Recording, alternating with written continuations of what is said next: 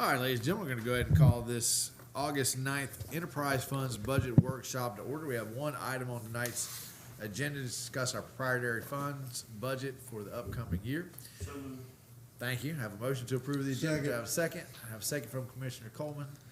Any questions, comments on the motion on the floor from the dais? Public comments, questions on the motion on the floor? Hearing none? Not yet. Not yet. All in favor signify by saying aye. Aye. Motion passes unanimously. Dallas, take it away. Good evening, Mr. Mayor, City Commissioners. As the Mayor mentioned, tonight we're here to discuss your proprietary funds, which is a fancy word for your utilities. We have kind of changed the format of this presentation from the way we've done things in the past. We have front-loaded the PowerPoint with all of the big decision points that we're going to ask for commission consideration on. And then at the end of the PowerPoint, we have all the supporting documentation, the backups, the actual numbers, and you know, those sorts of statistical information. So if we get through the first half and the commission is comfortable with the decisions they've made, staff will be good with that direction, and we don't need to proceed any further. But obviously, if the commission wants further level of detail, it's been provided to you in your backup, and we'd be happy to go through it through the PowerPoint presentation. You should have two documents in front of you. One is a copy of the PowerPoint presentation, and then the second one is the capital improvement plan for the utility funds for fiscal years 23 through 27. I'm going to lead the conversation to the best of my ability, with Jamie intervening when I say things that are just patently false. So as always, we will start with the budget timeline. Obviously today you have your budget workshop. In about a week, the trim notices will be mailed to all your constituents with the preliminary rates for fire assessment and millage. At your next commission meeting, you're going to be voting on your final fire assessment rate.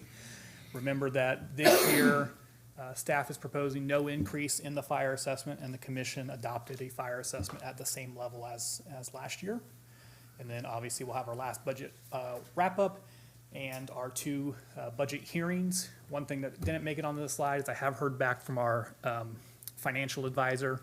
They are planning to attend the next city commission meeting to have that economic forecast update that we were supposed to have about a week ago. As a reminder to the commission, when we're talking about your proprietary funds, we're talking about both your enterprise funds and your internal service funds. Your enterprise funds are your water, electric, wastewater, mosquito control. There are those portions of the city's government that operate like a business. They generate their revenue through charges for services, and they use a business type of accounting. Then we also have your internal service funds, which again operate like a business. However, their primary customer is the city itself. Yes. The 21st is a Sunday. I don't know if that matters on day counts or postings or FYI. Thank you. The property appraiser's office mails out the trim notices, so this is just a count from the when trim began. So And we're meeting on the 23rd? it's the 22nd. It's the 22nd.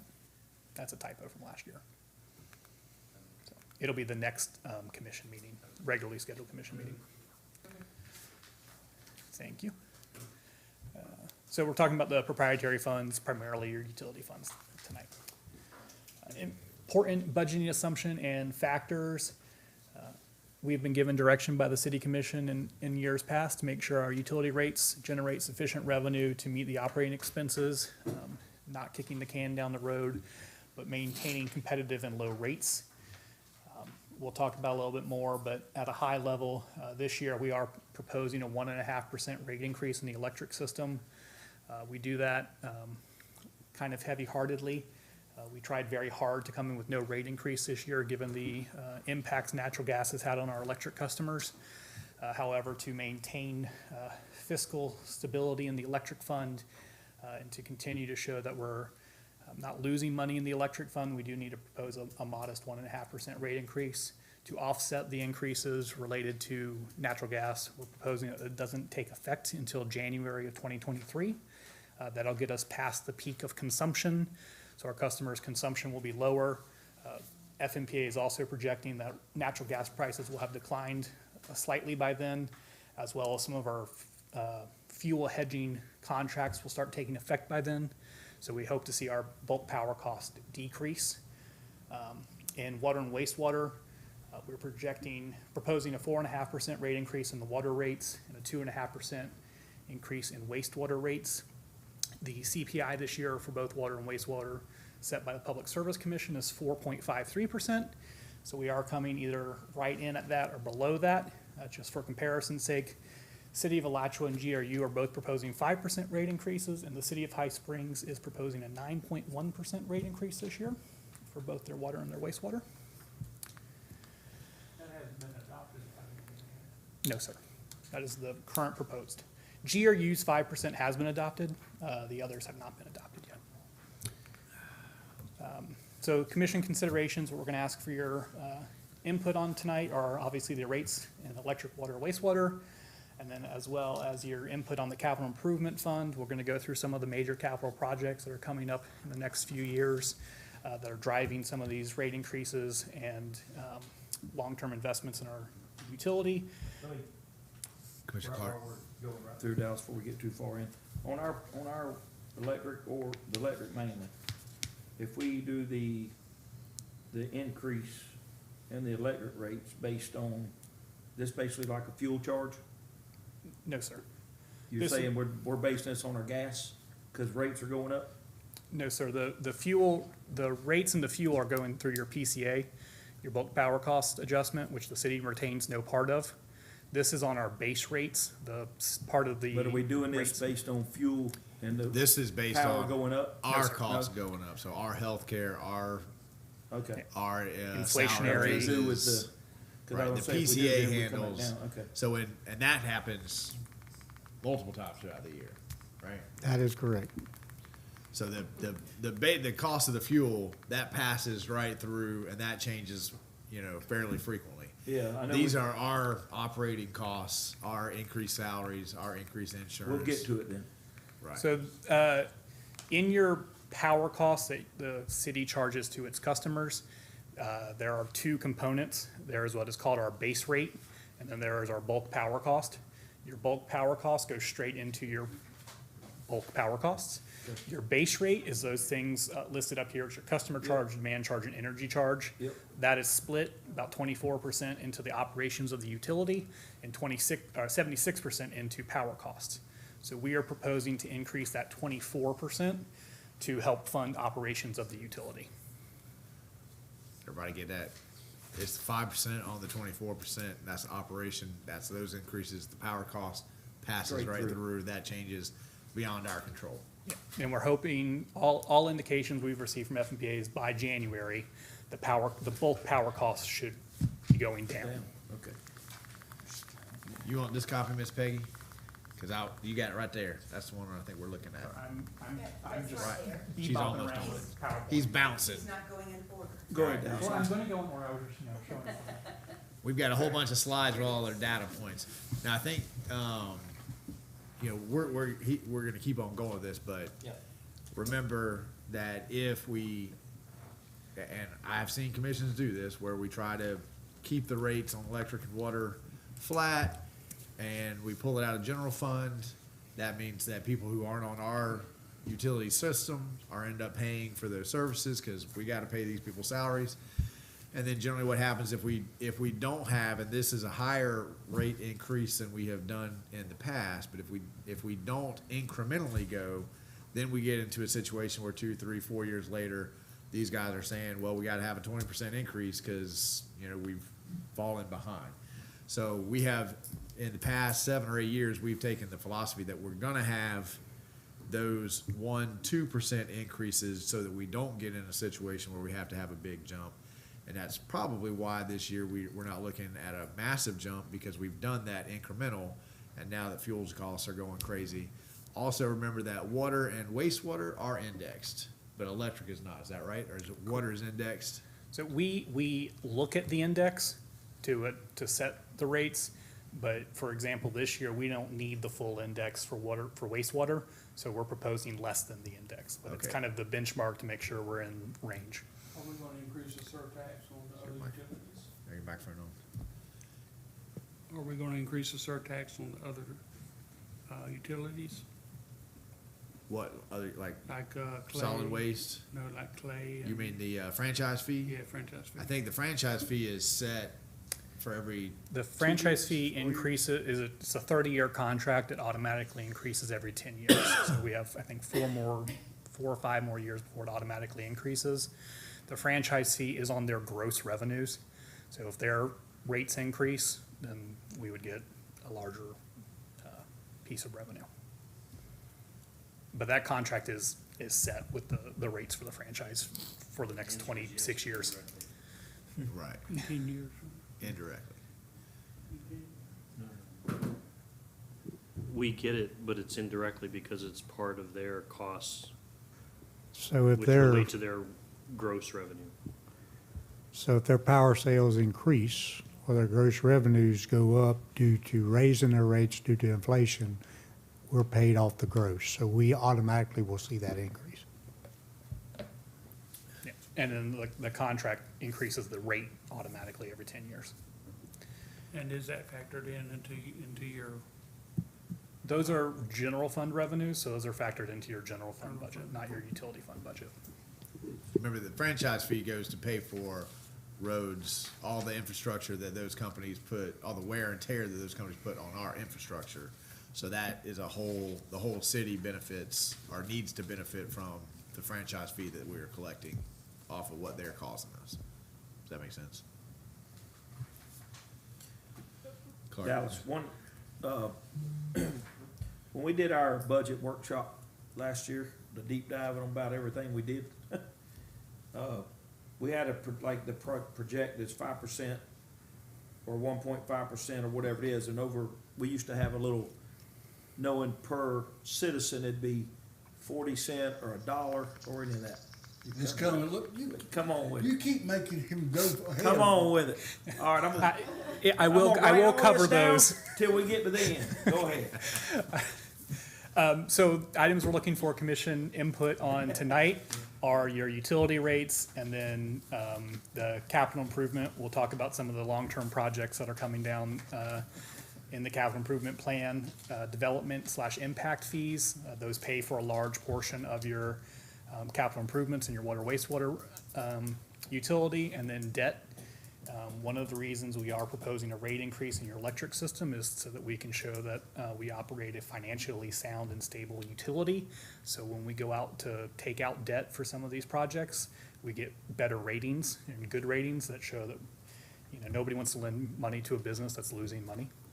So that is Remember part of- that, Waldo. that our advanced treatment facility imposed upon us by Tallahassee is now close to $45 million that we gotta crack that nut. If you look at your capital improvement plan here, over the next 5 years, there's $64 million worth of projects. 44 million of which is the wastewater I plant. figure between you and Mark, right, we got it. Just you want to do a payroll deduction? Yeah, Yeah. just take my part. It's a 2.5% convenience fee. I don't know if that's gonna, I don't know. yes, yeah, customers pay What our are they gonna convenience do fee. to us? Not- They imposed it. If they don't help us pay for it, what are they gonna do to us? They just won't issue us a permit, and then we're shut Yeah. down. We have received And then we're. close to $8 million in grants so far for the wastewater plant, so I mean, they're gonna help us. They're gonna help us. They're gonna have to help us. There's no way. staff They is, impose it. staff is planning that the city at the end of the day will be on the hook for $15 to $20 million. That's still. It's a lot of money, absolutely, but But I mean, that better than is 44. one of the reasons why we've gotten so much assistance out of Tallahassee and Representative Clemens and Perry in helping us really push the regional, because this is gonna be a tough nut for us to crack. Imagine Archer trying to spend $40 million by itself. High Springs, $45 million by itself. Trenton, $40 million by itself. I mean, that, and they're all Trenton's permit expires in 2030. That sounds like a long time from now. But if you start planning, engineering, all the things that our resident the other night was upset about, our architecture and engineering fees, you need to pretty much start, you maybe have one more year before you really need to be digging down in, figuring that out. And all of these cities are gonna be in all of their, in Tallahassee offices saying, hey, you did this to us, you gotta help. So this concept of let's work together makes a whole lot of sense to a whole lot of people, because why spend, 45 million times 4 when we can do one time and everybody could hook into the same system, The ramifications of not complying, you're currently under administrative order that says that thou shall by 2026. That, if you don't meet those obligations, then you go to what's called a consent order. If you go to a consent order, DEP will not approve any construction permits for any extension to the wastewater system whatsoever. So one, you couldn't hook up any other additional customers. Two, on top of that, you can incur civil penalties annually until you do comply. At Wow. big, You big know civil what? This penalties. sounds like big government to me. You don't want to raid your house. Yeah, cause the IRS Too is soon. gonna come raid your house. All right, let's move Go on. ahead, go ahead. All right, we've made Go it to slide number 7. All right, so long-term planning, some of the big things coming down that we're gonna look at are obviously the FDOT twin pairs. Jamie just told me there's, 384 individual utilities that we need to move in order to accommodate the twin pairs. The elevated storage tank for the water system, the commission authorized about a month ago. Obviously, the wastewater. Yeah. The wastewater treatment plant expansion, with that treatment plant expansion, with the permit that we are currently under, we are required to increase the amount of staffing and the level of staffing we have at that plant. As the commission will remember, last year, we started our plan of adding 1 staff person a year in the water wastewater department, so we could get to that 7-day-a-week, 16-hour-a-day staffing plan that will be required of us. We have the ongoing staffing plan where each department's looking 10 years into the future to determine what the staffing needs are going to be across the whole city. We have the ongoing expansion and enhancement of the utility systems. Some of the projects currently are the State Road 26 projects. Some of the ones we'll talk about this afternoon are the 337 projects and some other utility expansion projects. The Utility and Public Works Operations Center. And then we'll talk about some of these projects that are in this current year's budget that debt will need to be issued for in order to fund. The City Commission has historically been paying for these projects as we go, earning revenue and paying for them. However, we've used a lot of the reserves in the utility. We still have a healthy amount of reserves, but with the number of projects that are coming and the amount of cash flow that is going to be needed, we are going to need to start looking at some debt issuances to pay for these projects.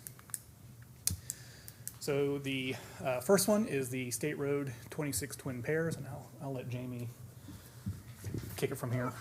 Currently, on the existing segment of State Road 26, there is 346 utility structures or appurtenances that have to be adjusted, relocated, moved, or whatnot. That does not account for any betterments that we would do as part of the project, as far as upsizing lines or replacing or installing additional fire hydrants and whatnot. Basically, almost every piece of utility infrastructure from 266th all the way to east of 249th has to be adjusted in some shape, form, or fashion to accommodate the twin pairs. So we have that in the budget for electric alone is about $5 million. Now, that $5 million is the whole kit and caboodle for the electric system that we know of right now. We will receive some reimbursement from DOT. We don't know what that reimbursement will be. However, But everything that is because of this project should be on them, right? The only thing that we should be paying for will be betterments that we select, or if we are asking for something to be a little bit different, that would be a little more expensive. So they have a process where they determine compensability. So anything on Northwest First Avenue that has to be relocated and relocated with same size and type infrastructure, they're responsible for that. That's compensable. Anything that is new or increased in size above and beyond that, we're responsible for the difference. That's on Northwest First Avenue. On State Road 26, we are there at the DOT's pleasure under a right-of-way use permit. And when you sign that right-of-way use permit, you subordinate your rights. At any time that DOT construction conflicts with the utility that you have there, you have to relocate it at your expense on their timetable. So everything on State Road 26 will be on the city's nickel. But I'm sure that there'll be some leeway given how So friendly and nice we have been at agreeing we to have. this project. We have not subordinated any of our rights to right-of-way yet. They're in the design phase on a lot of this. The compensability determination process is ongoing now, and we will work to ensure that anything that could be deemed compensable will be deemed compensable. But no matter what, we have to budget for it so that we have the evidence to show Is that this 5 is the million? cost. Yes, sir. Okay. So, Mr. Mayor, to your point, the key word is reimbursement. Let me use my words. The city will most likely need to issue a line of credit to pay for all of these items before we get reimbursed, because the city commission doesn't have $5 million sitting in a bank to be used for these sorts of things. So I just want the commission to be aware that, in the next year or two, we will be coming to you and say, we need to issue a line of credit to pay for this. That's the electric portion. On the wastewater and water portion, it's another $3.5 million related to this project. And I can't remember which commissioner has been advocating for this, but it was one of y'all's ideas. Excuse me.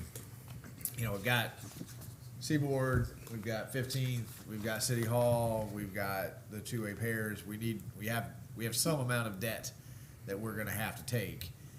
When will we look at whether we can bundle that debt together or not bundle that? It seems like before we issue the debt for $5 million, we should be having that conversation about, what is the size of the debt that we're taking out and what are we doing with that debt? Or is it just flat better to keep all of these debts separate? So we've been having these conversations with our financial advisor. It'll be part of their presentation to the commission.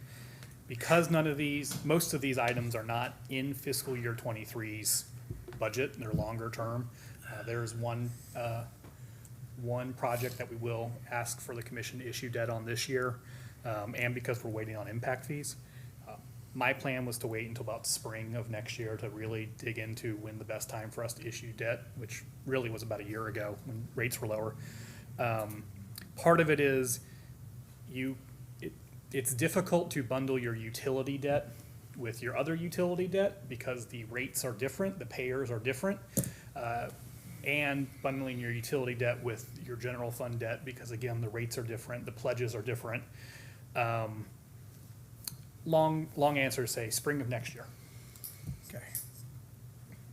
Well, so, it's on, I'm just leaving it on.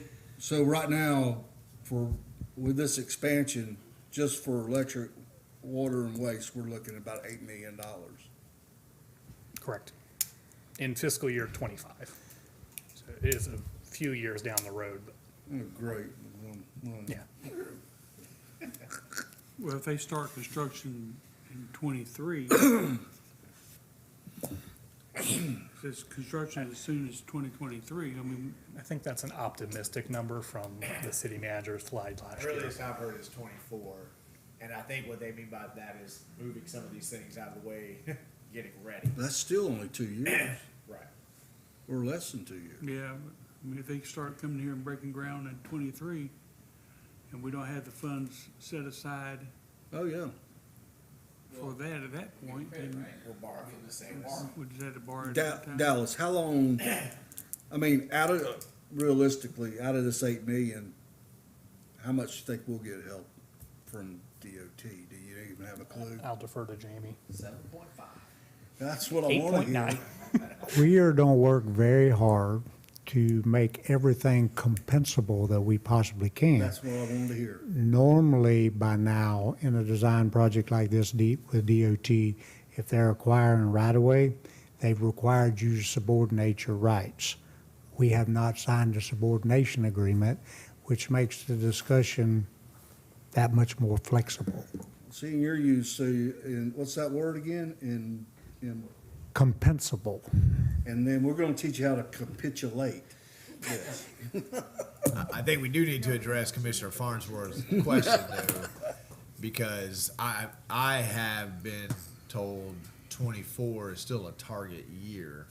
So if they are ready in 24, will we be ready to pay our proportional share for that year? I doubt very seriously they'll be ready in 2024. We just agreed on this utility conflict matrix. Basically, their design engineer has to do subsurface evaluations to confirm that what they think has to be moved and relocated actually will be. They're still in the process of getting stormwater retention sites 100%. Realistically, I think next fiscal year will be more about finishing their design. You know, we still don't have an answer back on the issues associated with 337 and the final route.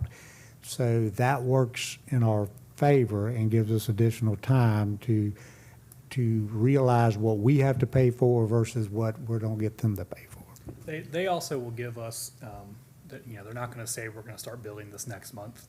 There's gonna be Right. plenty of time that if they Sure, do. some people text you the night before, right? Even when you ask for lots If you of get a text message from the Secretary of DOT saying Yeah. they're starting 26 tomorrow, we can issue debt relatively quickly.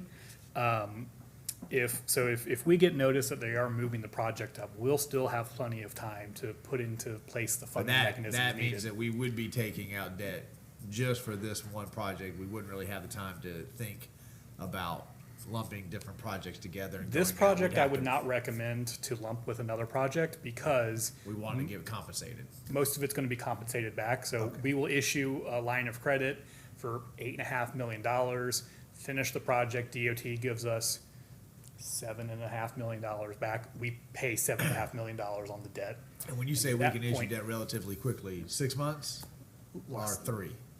6 months is probably a good buffer, but we could issue it in 3 if we needed to. And we would definitely have more than 6 months' notice before trucks show up and start saying Well, we need. just to give you an idea of where they realistically are now, they just submitted their 60% design set. So it's taken them 3 years to get to 60%. It also has to be bid and go through the, Right. bidding and DOT has to go through their bidding process, which is worse than ours. So I mean, their project manager retired, who was on this project, or took a different job, I can't remember which one. So there's been a little bit of a learning curve while we've segued over. One died. Oh. Okay, that's like taking a different job, right? so we're gonna need 8 million within the next 2 to 3 years for this, right? Yes, sir. So what is the consideration? Is this an Just be aware. informative? Oh, Is well- just be aware? It's just be aware that this is happening. It also plays into why we're asking for a rate increase in your electric fund to have that financial stability so we can, when we Get a get to this lower point, interest rate. we can have good rates. I'm sure Commissioner Coleman's banker and him would agree that. Yeah. I'd say at the roundabout, a toll road would be, Just coming from Trenton. that's right, it'd be all the Gilchrist County folks. We were Just- hoping we would put you at the intersection with a coffee can. Coffee can. To try to get ahead of the process, this commission was gracious enough to fund the electric engineering. So we have a 70% design that I basically have the ability, if we can determine compensability, to get that funds back that we paid for the design. That shows where we would relocate all the electric infrastructure and the fiber infrastructure we have on First Avenue. In this year's budget, there is some engineering money in there where we would do the design to move all the water and wastewater pieces regardless of who has to pay. And as part of that process of getting that design and firmed up, we could shake out who's responsible for what. How soon will we get reimbursed from DOT? Well, it took 3 years to get to 60%, so I'd say 5 years and we have it all back. They're finishing up their PD&E's complete. They're finishing up acquisition. They're at 60% design. And the next piece of that is the utility relocation schedule and verification of where we think the utilities are by actually excavating every single one and getting 100% vertical and horizontal location. From that, they'll know, yes, we have to move it, no, we don't. Right now, they're working on the assumption that it has to be moved. Remind me, Dallas, could impact fees pay for this in any way? So you do not have an impact fee in your electric system, nor are you authorized to create one. In your water wastewater system, we do have impact fees. We'll be talking about them a little bit later on, but they could be used to pledge towards part of the debt for this project. I mean, I really do think with as friendly as this process has been, as much as the commission has supported this concept, I expect this to be a beneficial negotiation. So we're gonna have our share for sure, but. Yeah, I guess our purpose in bringing this to the commission is not to scare you with an $8 million number, but just so you guys can be aware that it is coming. We're not on the hook for all of it. We don't know how much we're on the hook for, but the commission at some point is gonna need to issue $8 million in debt. Well, nothing against Waldo, but I know they had no money. And they went right on through Waldo. Stark? You're talking about Stark? Is it Stark? I thought it was Waldo. Stark, they did the bypass, and Stark, But I'm talking about Waldo right there. I'm sure Okay. they would have had to use, I mean, there is precedent in this region for FDOT being very friendly to the Okay. smaller municipalities. all right, okay. And, you know, I think that we got the perfect guy to know that history. It's all in how you have the conversation. I understand. Yeah. and, you know, Mike is usually the positive guy, and Jamie and I are the doom and gloom guys. So you don't have Mike's optimism to balance us out tonight, so. All right, well, next slide is $10 million in debt. No, next month is only Just kidding. 4.2. So the next project is the elevated water storage tank out on East State Road 26. The commission has already authorized us to proceed with this. This is more of just knowledge for the commission. It is in your budget for next year. We are currently seeking SRF funding for the planning document phase, and the commission allocated $500,000 of your ARPA funds towards this project. So we are working with the state on the SRF funding for this project. Mr. Jones. Kind of key to Dallas's point on that before, whether it's the SRF with the water or the SRF with the wastewater, the key word is reimbursement. You pay, you get reimbursement, so you've got to have the line of credit to make the initial ask. And with this SRF, the planning phase, we got the documents back. We got $150,000, half grant, half loan. We expect to get some portion of grants through the SRF for this project as well. The next project is the wastewater treatment facility expansion. This is the wastewater plant expansion, as we were talking about earlier. I don't need to go through all of the rigmarole that is required through this, but you know, the state is requiring us to upgrade to advanced wastewater treatment. We are running out of capacity in our wastewater treatment plant, so we do need to expand. We are in SRF funding cycles for this project. We're working to close on the property currently. We have received about $8 million in grants so far for this project through the state and through the water management districts, and we continue to just annoy everybody into giving us money for this project. The funding source from the city side for the debt service on this will be coming from your development fees and your appreciation to replace parts of the old plant. Dallas, when you said that we do get, when we do get the funding and the SRF loan funding, Yes, sir. if they tell us we're getting 4 million, where's the 4 million? You're talking about the grant funding? Well, like DEP says they'll give us 4 million. When do we see 4 million? Do we We- have to borrow that money and then get that? Is that a reimbursable? Or are they giving that money to us? It'll be reimbursement. So we gotta have a huge line of credit for this wastewater. Well, so that's where your SRF funding comes through. Your SRF loan will come in, is the SRF loan will be that bridge. But if DEP said like, when we went to tell it, they're gonna give us 4.4 million. And we go, okay, where's that money sitting? Is it sitting in Tallahassee? Ain't nobody doing nothing until we pull the trigger? We're still negotiating those contracts and agreements with You the know what I state. mean? I'm Yes. just, to me, The state it's like. historically pie in won't the just sky. give us the money until we spend it or until, there is the option, we can do, draws and draw the money down and then pay it out. Historically, I don't like doing that because we have 3 days once we receive the money to make the payment. And we've had enough cash flow where we don't need to put ourselves underneath that additional stress. When I first became finance director and when Judy was finance director, that's what we did, and it was stressful. Yep. We have to keep it all in separate bank accounts and do all these things.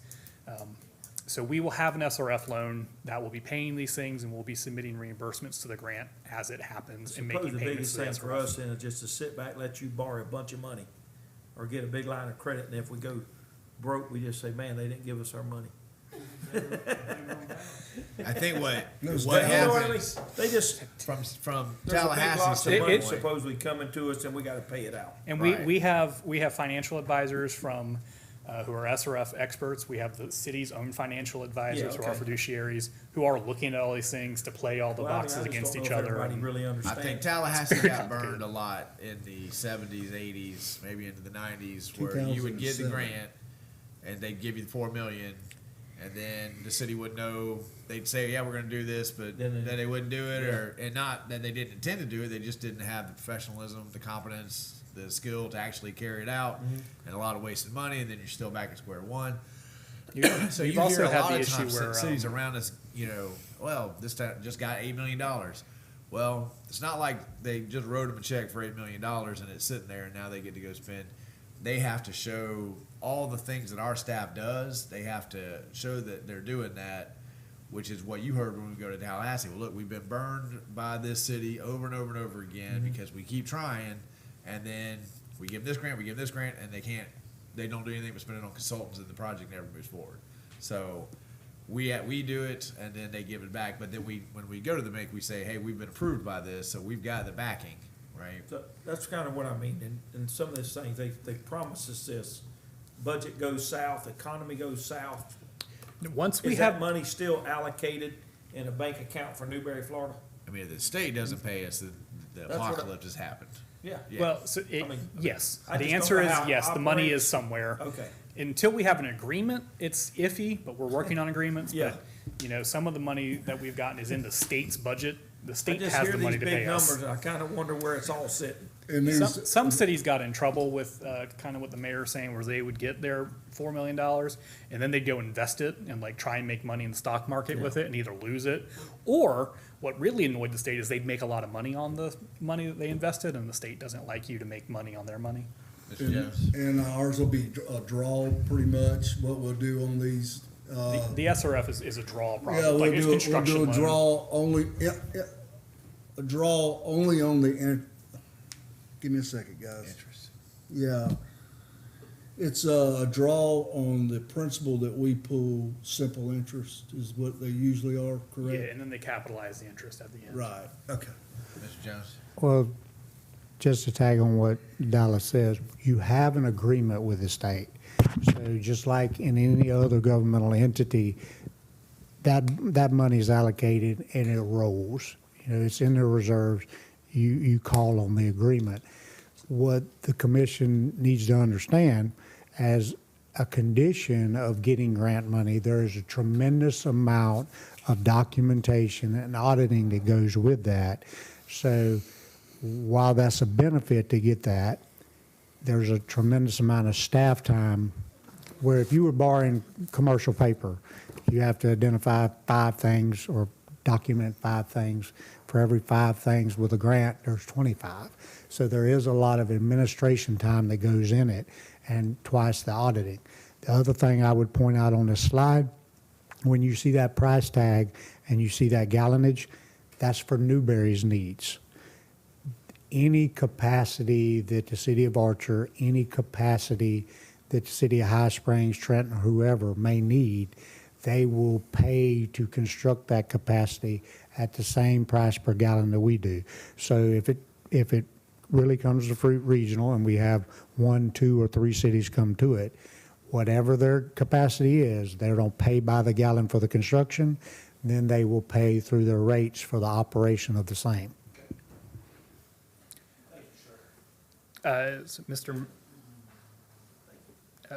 Mr. Mayor, just so the commission is aware, this is identified in the current fiscal year 2023 budget at $5.8 million for the initial, the next phase of this project. And that'll be funded through the SRF and through some of these grant programs. County Road 337 water main expansion and improvements, which we've done nothing on, clearly. This project is funded in next year's budget at $860,000. We're required to construct this project by a contract. It's going to increase fire flows through the western portion of the city. Will serve new development. We've completed the design and we're 50% through with design on the road. This project, we are requesting that the commission fund through debt with repayments on the debt made through issuance of development fees.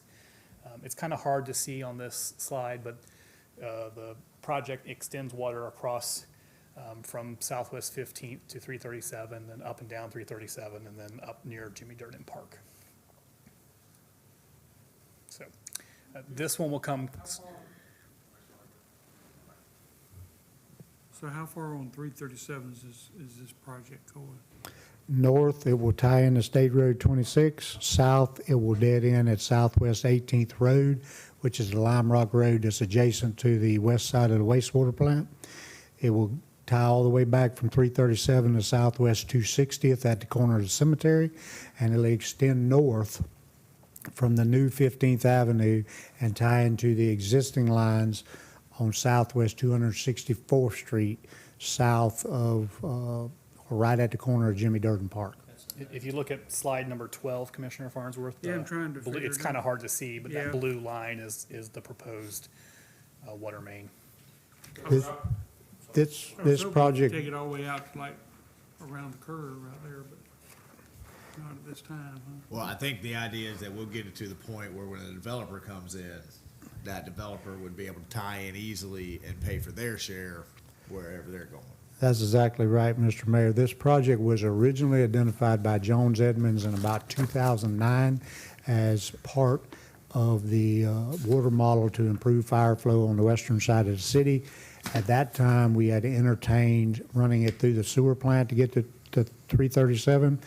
In the meanwhile, the opportunity to design the connector road from 15th Avenue and 260th through to 337 presented itself. So we changed the route, bringing it through that way, and it will loop the entire western side of the city and improve fire flow to all the hydrants in that area. Currently it goes out to, what, about Kevin Coleman's house or something? About right there. Just past it. There's a radial or dead-end 6-inch line that stops at Kevin's house. This will loop all of that.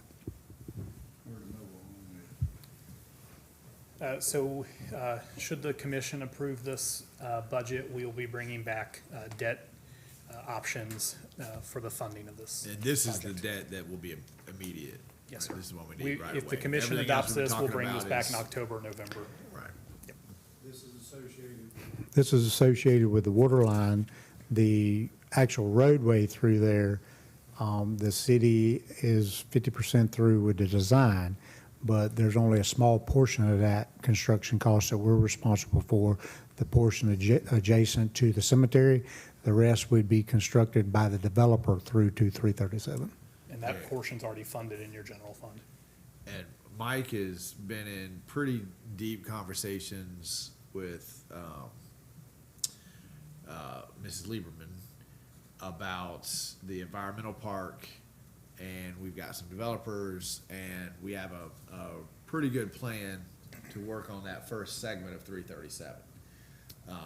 So I don't know how close you guys have been part of that conversation, but if we're doing something and there's economies of scale while we're doing what sewer lines, just make sure we're still picking up on that conversation. I've been involved in all the nuts and bolts of that conversation. One thing on this, we had talked about months back of, 15th's gonna be part of development, and I think this is gonna be all the developers to go down 15th all the way out to Pat Post County line, To go west of to 337. go west. From 330, 15th, west on 15th. from that be all? 337 west has been discussed as potentially a development project. All the way out to the county line. 15th is a section line, so it's supposed to be like Newberry 30th, right? It's supposed to be, take this and you can get all the way through. So we're trying to do our part on our end to work with the developers to make sure that it could fulfill that, vision of you can get on 15th and get all the way through into Gainesville. So if that happens going west, we'd have a paved road from county line all the way up to 27, and I believe we have an idea to try to straighten that out so that we're dead on. 337, get you on mean that. there? No, from, 15th to where? we would go from county line over 337, in front of the elementary school to 27. To 27, Then you'd hit the chip seal part, which is the county's the beautiful road that Right. the county owns. So, and we're gonna try to straighten that out so that we have a shot at getting a roundabout or a light or something there, right? And then we could say to the county, we do have a paved road on our section, right? Sure. All you need to do is figure out your section, and now we actually have a section line that can get people through and take some of the burden off of 27. Right To the mayor's point, there was some county right-of-way on the north side of 15th that abutted Oakview Village. We requested that the county cede that right-of-way to us. They did so. It's now city right-of-way. That gives us an opportunity to straighten out the offset of 15th and get it in line. And for the board's edification, I hadn't had a chance to let you know, but there's a pre-construction meeting for the turn lane on 2741 and 15th scheduled in the next 30 days. So construction of that turn lane on to 15th off of 2741 is not that far off. And Jamie, there's no chance to include in that conversation the addition of a roundabout for that intersection while they're already there in construction? No, sir, it's a different type project out of a different pot of money. The turn lane is a safety improvement. The roundabout would be sort of like what we had requested they do with a warrant study for the traffic light. That will most likely have to come the next upgrade of 2741. But we're pushing whoever we need to push so that it's on their radar at least. The work that we're doing to align that road and do those things will help facilitate that. Okay. All right. All right, this next slide is not in a place that makes any sense. Should have been with the wastewater treatment plant. But discussing some of the requirements that the new operating permit, these are the same slide from last year, just to remind the commission, shows some of the requirements that are driving some of the costs in our wastewater system. As I mentioned, we do have additional staffing requirements. Our sampling has increased by 4 times. We have new biosolids requirements, as well as additional reporting requirements, which require us to hire consultants and engineers to prepare those reports. So when you look at your operating expenses in your water and wastewater department, a lot of them are driven back to this, as well as increased costs due to inflation and increased costs due to new customers. I'm glad you had this slide in there, Donna. Didn't occur to me that it's absence, but this is the slide that most people don't understand when it comes to the cost. So the advanced treatment facility, I mean, just in terms of operations, we're This is what is quadrupling. required. This is what's required. So if Archer has 9 employees, Trenton has 15, I think, right, somewhere in there. To go from where you are now, the staffing you would have to do just for that one department is daunting. So when we're talking to our residents about what's coming, who's imposed it on us, why we have to do it, these are the kinds of things, the sampling increases, the operators. I mean, this is a next level operation when it comes to staff, and we're just going to have to start wrapping our brains around that, because some of the residents who were here the other night, they're still stuck in we can do that with 2 guys, right? Now, back in my day, right, we went out there with a shovel and we turned everything over and we're, you know, and it worked just fine. Yeah. And I get it, that in 1940, that passed, right? But this is what we're being mandated to do at this point, and it's a different world. So, Our Not only is it current- an additional number of staff, it's a more educated, higher skilled staff, higher level of licensure required to be on site. Our current staffing level requirement until this takes effect is a licensed operator, 6 hours a day, 5 days a week with 2 weekend visits. This step, based on treatment and capacity, takes you to 16-hour a day, 7-day a week. Just as a frame of reference, the facilities that are left to come to work here, every one of them, due to treatment and gallonage, require 24-hour a day staffing, 7 days a week, 365 days a year. So as Newberry continues to grow, especially in the wastewater side, the personnel increases go with that increased capacity and higher level of treatment. And as the mayor mentioned earlier, you know, instead of thwacking 6 new employees in all at once and jacking the rates up, we are trying to step into this so we can slowly raise the rates to support these new operation requirements. Utility and Public Works Operations Center, this kind of goes hand in hand with both the wastewater treatment plant and the State Road 26 project.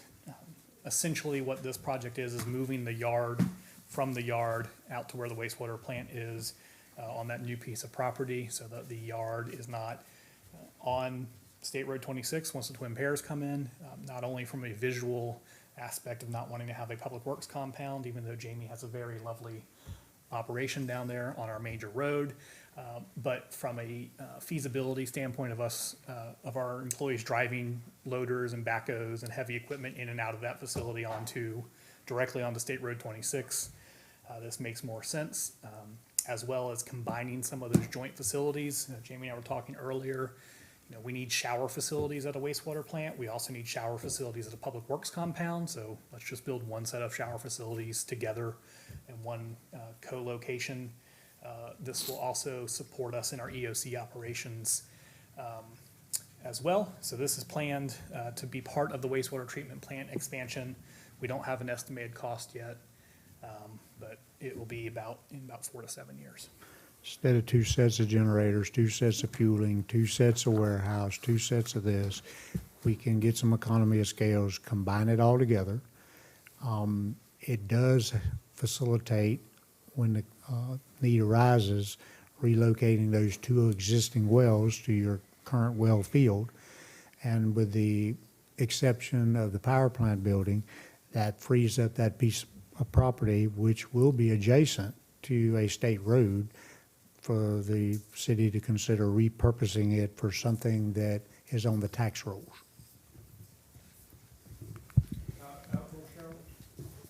Yeah, it's just gonna be a bucket. We'll use the treated water.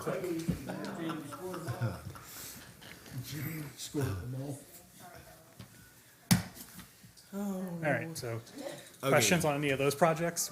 That's the end of our heavy hitting? Not Nope. yet. Oh, no. Still got some heavy We're hitting about stuff. halfway through the heavy hitting stuff. Okay. So most of, we have the initial debt service, right, that we're gonna be looking at for 337. The other things, we got a little bit of time to wrap our heads around. But let's make sure that, we are all at least not maybe in agreement, but acceptance of what we have to do in our electric, water, and wastewater, Do we right? have a choice? I mean, I'm not seeing that we really do here. We are still beating our competitive cities around us in what we're having to go up. But now is the time to have that, not, the end of September. We say, well, I can't see going up 5% in that, right? So if we got that conversation, Mr. Mayor, I do have slides Yeah. in the heavy hitting part about those rate okay, increases. all right, now I'm jumping the gun, right? Any questions about anything that we've heard so far? We're gonna go back to the heavy hitting rate increases. All right, keep on We going. talked about all the projects, now we're gonna talk about how How we we're pay paying. for them. So the first thing that we would like to talk to the commission about tonight is system development fees. Oftentimes we call these development fees. These are essentially impact fees that the commission has within its water and wastewater funds. The commission first adopted these impact fees or development fees in 2005. In 2007, they were increased, and then they have not changed since 2007. These are fees very much like the impact fees that the commission is considering that are charged to new residences, new businesses that are connecting to our water and wastewater systems, that are demanding service from the utility. They're charged based off of an equivalent residential unit. About a year ago, maybe, the commission changed the way that we assess these to make it a little bit clearer for our residents and our developers. It is required by both your own ordinances and state statute to be spent only on expansion and enhancement of the system, and they are required to be accounted for separately in separate funds and kept in separate bank accounts. And your auditors do audit us on those every year. The commission has historically used your development fees to make debt service payments on your SRF loans and to pay for expansion of the system. So a couple of the things I know we've done with the debt service, with the development fees, is partially pay for the expansion of the State Road 26 project. We paid for some expansions down 2741 a few years ago. When we need to upgrade a lift station or upgrade a force main or a water main from a 6-inch to a 12-inch, we pay for it with development fees. So it really funds anything that's expanding or enhancing your system, whereas your depreciation fee is paying to replace what you already have. State law restricts what you're allowed to increase these to 12.5% a year without a formal study. So we are requesting a 12.5% increase on both of these. As mentioned before, there's about $20 million in projects coming down How the much line. we got right now? In depreciation, In development fees, 2 million. yeah, 1.5, 2 million. A lot of these projects on here are funded through development fees, and so we've been spending them about as quickly as we've been getting them. Got it. The other thing is, on your wastewater side, those are gonna be your primary funding source to pay the debt service on that $44 million wastewater plant. So your current wastewater, or your current water development fee is $788 per residential unit, and wastewater is $3,696. These are paid by the builder with their building permits. They're one-time fees, so if a developer comes in and builds a house, he pays us $788 in water and $3,700 in wastewater, rolls it into the cost of the house, so the resident isn't paying it directly to us. And it's not, like I said, it's not an ongoing fee. Once you've paid it, you've paid for your capacity, very similar to the impact fees that the city is considering. Like I said, these are already in place. We collect these every day. So in your water system, like I said, the current fee is $788. The average cost to construct for treatment and distribution is about $16 a gallon. If you do the math to multiply that out by the average household usage, back of the napkin math would show that our development fee should be about $4,400. It's currently $788.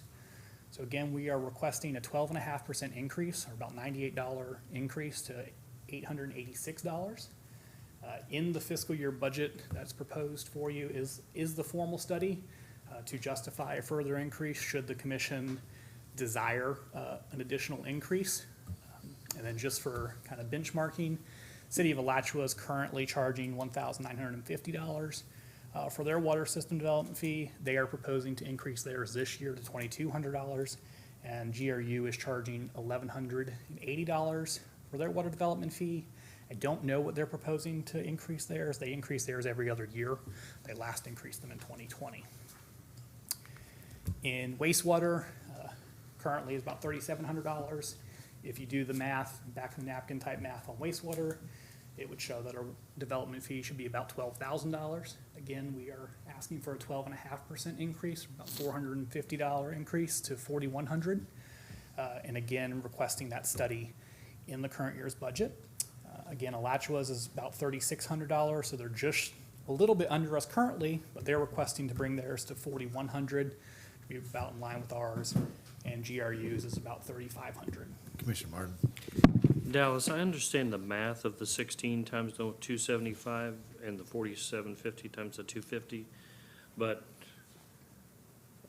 I'm having trouble like qualifying that, or I can what? possibly answer that for the commissioners. So yeah. typically, when a water or wastewater system capacity charge is established, it's based off current cost of construction.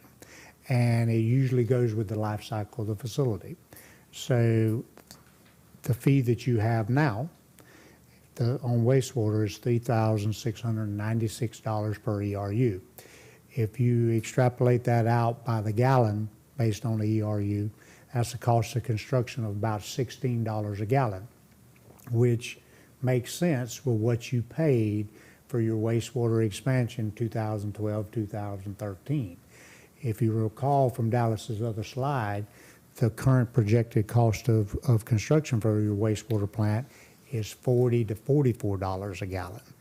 So if you look, $44 million for the wastewater plant divided by the million gallons it'll serve gets you to the $44. gives you a cost per gallon, and each ERU on wastewater is 250 gallons per day. So to further that math out, if you was to leave your water or wastewater capacity charges at the $3,696 and you build a $44 million wastewater plant, the very first home that you hooked up would pay $16 per gallon at our current rate for the cost of construction that you just paid $44 per gallon to construct. So every time a house hooks up, the capacity is removed from the pot, and it costs you X to build it.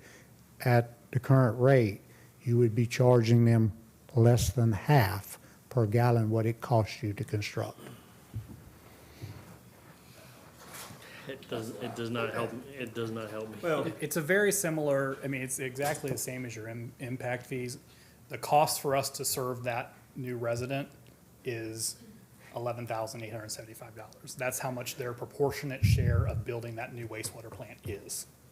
So we had to build a new wastewater plant because the house got built, and $11,000 is that impact that house had caused us to build that wastewater plant. Now, to further that theory out, once they pay that capacity charge, that capacity in that wastewater facility and subsequent years after that is vested to that lot. So as an example, based on cost of construction, when the wastewater system was constructed in 1976, basically every lot that had a tap dropped in front of it paid a front foot assessment. The original cost on those lots was somewhere around $250 per lot in 1976. They're enjoying the cost of that construction now. But as new citizens come forward, move to Newberry, construct a house, just like what you're looking for on your road impact fees, they're basically a need for additional capacity per house. They're paying for that capacity up front when they build that house. That capacity is now vested with that property for life. It's a one-time shot. You have bought your capacity in the system and the facility. But I guess if they're only paying 4 and it's costing 12, to me, it sounds like we're always upside down. Well, by we- 8. That's We what we're trying to can't. address. We have to do a study in order to go more than 12 and a half. So 12 and a half is as high as we can go right now. We I do mean, you this. honestly think you'd ever be able to get somebody to pay 12 grand? No, this is just the math to show where it should be. So we're just saying that we want to, I know, but I'm also thinking like if we're talking about this whole self-sufficiency in this department, Well, as an example, when I left Bay County, we had 3 different wastewater facilities that were constructed at 3 different periods of time. The largest facility, the most expensive to construct, a house that hooked to it in 2015 was paying $10,000 for a capacity charge in 2015 because that was the cost of construction per gallon based on AERU. And I don't know that. I mean that these numbers are if the customer is paying for the whole thing, right? We anticipate that we're going to get grants, we're going to get right. So I think that's where the study comes in to try to figure out how much is that resident actually charged. Is it 45 million or did the city end up at 18 million? Right? I kind of agree with you. I don't see this commission ever going to 12,000. So one of my questions was, if we just did 12 and a half, we're clearly well under where we could be. If we just did the 12 and a half for the next 2-3 years, and we kind of got it closer, saved the money on the study, but the study's not, it's not $100,000 study. I mean, it's in terms of governmental studies, it's relatively affordable. But it also seems to me like that 12.5 is a pretty good step, each year. But it would be nice to know where we should be. That way we could say to residents, hey, we should be at $12,000 and we're charging $5,000, right? No, not unlike what we did with the fire assessment. The fire assessment study we did, it's been a long time since I looked at it, but the one we always quoted said we should be at 350 and we're at 150, 175. And we're forecasting, 95 now. we're forecasting our cost of construction based on a very volatile supply chain, construction cost. If you looked at the cost of construction before COVID for the same type facility, I think you would have been in a $24 to $25 a gallon range. Currently, right now, is forecasted at over $40 per gallon. So the purpose of the study, by statute now, you're only allowed to raise the fee by the 12.5%. We know we're at least that low. You do the study, they do the math and justify if any other increases are necessary, and we further the design process and refine the scope. I'm not guaranteeing it, but it's a possibility that as the labor market changes, construction market changes, that cost per gallon may come down for the actual construction. But for budgeting purposes, we've used a very conservative number. I Commissioner guess Clark. we're looking at it as easing the bleeding a little bit. The most we can legally is that 12.5%. We know, to Jamie's point, that it is substantially lower than it could be. We've heard the commission pretty clearly say that you guys are interested in impact fees and want to start collecting them. And so when we were looking at all the different impact fees, it didn't make sense to us to not also address this one, which hasn't been looked at in 17 years. And we actually gave the staff direction 6 years ago to bring this back. 6 years ago, we were like, well, not now, but bring it back. And they waited 6 years. Commissioner Clark, you've been getting this. I got a couple things on this, man. Well,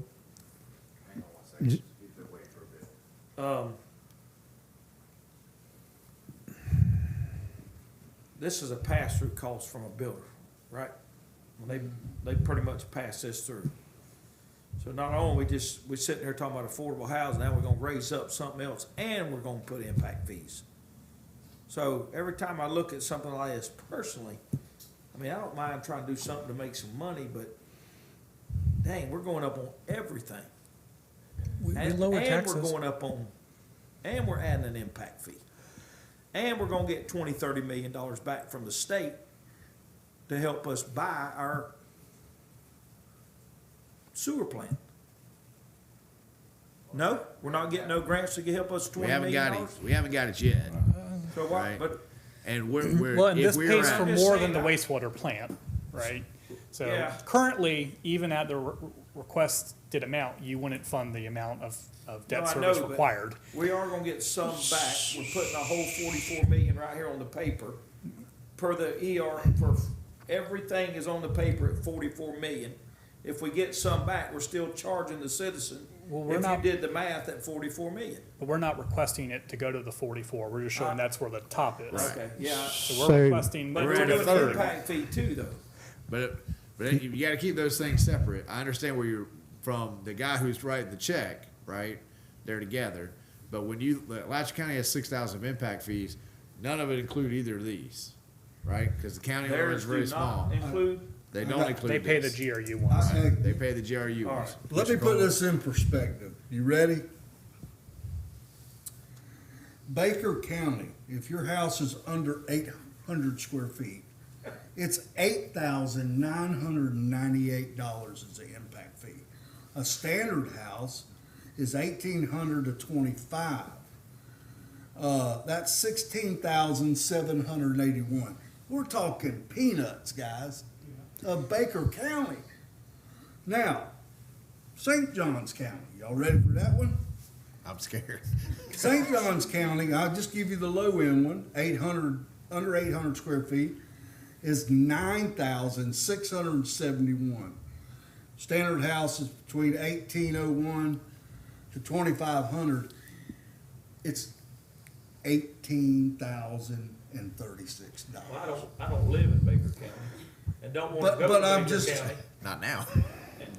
So I I'm mean, talking but about our- these I places- just wanna get my head wrapped around what we're doing. But But you're these making a good- places are growing and they're having to keep up with growth. It is no different than us here. Either we're gonna sit on our hands and not handle the situation for our kids that are, 18,000, make it happen. that would be nice. I can only go to 12. As an example though, it's requested that you take the 12.5, it's 12.5%? 12.5. 12.5%. So if you make the 12.5% increase, so when you go apply for the grants, when you go apply for the loans, you've identified to the state that, hey, we understand that based on the cost of construction, our fees are low. We've taken an interim measure to increase them to something that's more realistic, and that helps your chances for funding. And I got all this, man, listen, I got this, we're sitting here saying that electric's high, we're gonna give people 90 days not to pay a bill, but here we are going in a budget season to raise everything else. I mean, to me, it just don't make sense across the board. I mean, what I I'm would just say, talking about citizens now, I know we got budget stuff to work out. but what I'd ask you to consider is if you, there's all of these, we had a resident didn't like this term, but we have all these different tunnels and buckets, I right? understand, Dallas if- gives us a if- bunch of buckets. If this bucket Not isn't me, it's paying the its Gatsby. way, then the other bucket has to come in, right? And somebody is gonna pay that 44 million, right? Yeah, This is a way to say that the people who are gonna pay that 44 million are the new people that are coming to join us that are making us need to build that got 44 it, million. got it, on the, My on the last new statement, hookups. my last statement on that is we've had a lot of builders in this room, and I've never once had a builder say to me, "Well, if you guys got rid of all those impact fees, I'd lower the price of the house by Yeah, $10,000." it ain't happened. They sell the house at whatever the market is, and they've got that factored in. So there's a little bit of duplicity in those kinds of conversations. I understand what you're saying, and I think we do need to be, because there are those residents that are self-builders that are writing that check out of their own, but they're paying it as they go, right? And that hurts. I get that, but that's why I think we got to make sure that we're balancing here. I think there is also, right? I would say we don't want to go to the 12 and the 5 and make it 17, because we're going to be basing our debt service on these connection fees. If we go too high, then we stop growth. That's right, And stop then we're the not growth. making enough to pay. So there's a balance in there somewhere. I got it. And But we're way under I gotta get my head balanced wrapped around right it now. to be able to just try to figure this out, cause I'm just saying, we're sitting right here today. We just passed an ordinance or whatever, resolution, not to charge residents on their electric bill, cause rates are so high right now.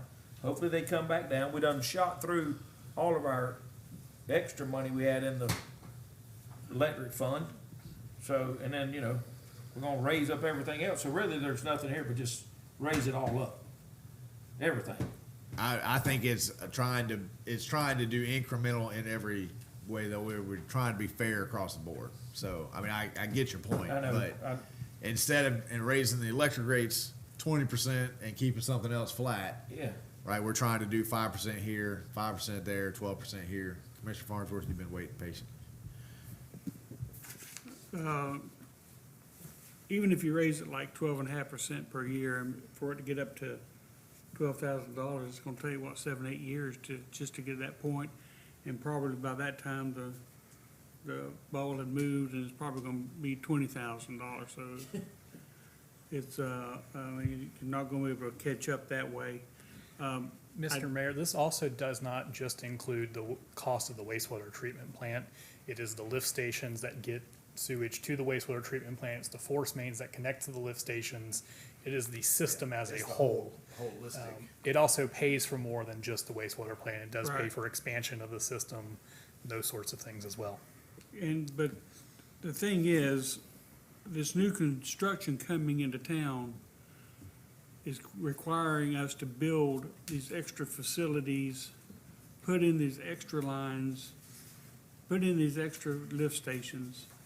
And that cost should not be put on the the citizens are already living here.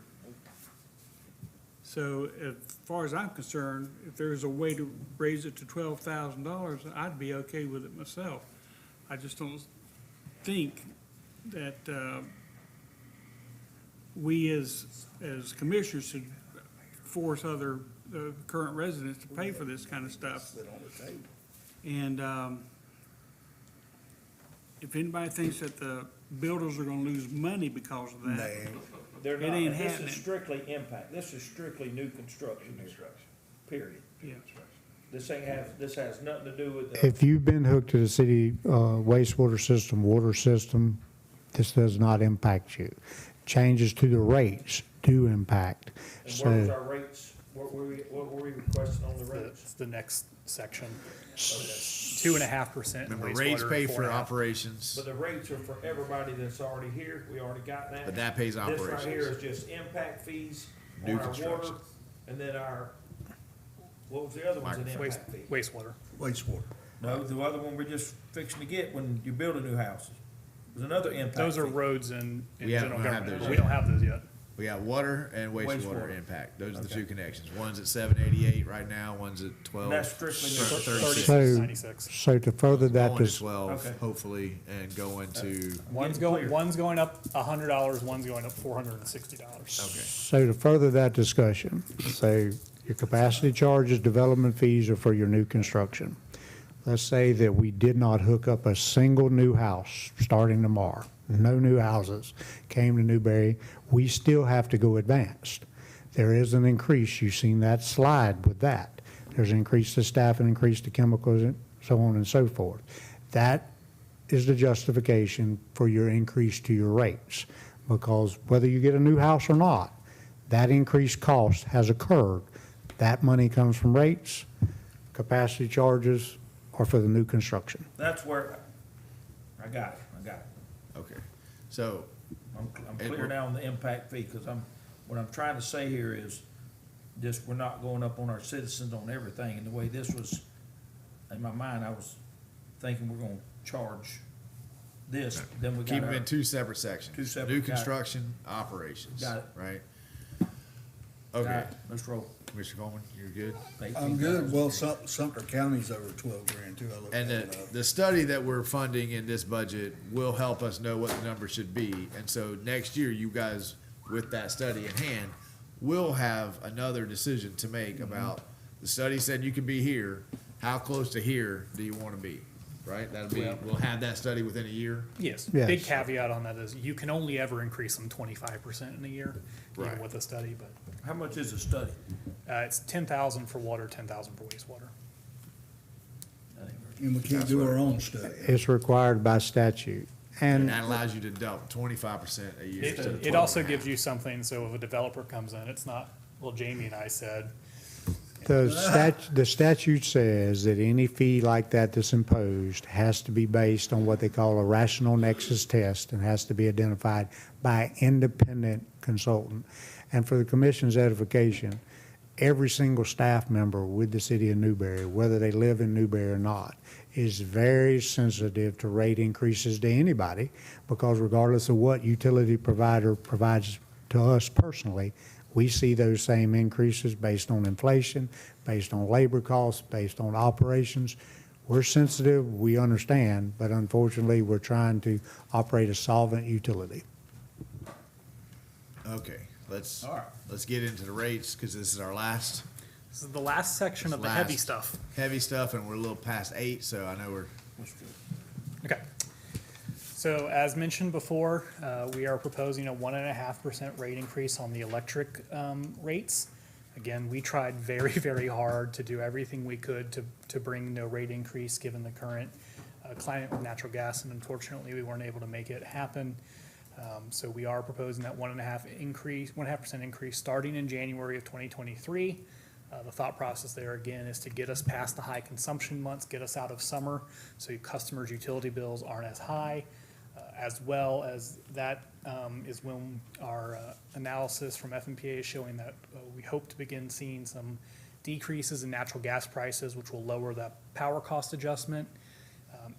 In addition, our fuel hedging contracts start hitting our fuel costs in that month, which should also help bring down our fuel costs to our customers. So they won't be getting a rate increase on top of the already high bills. The 1.5% increase is about $1.55 a month for our average customer.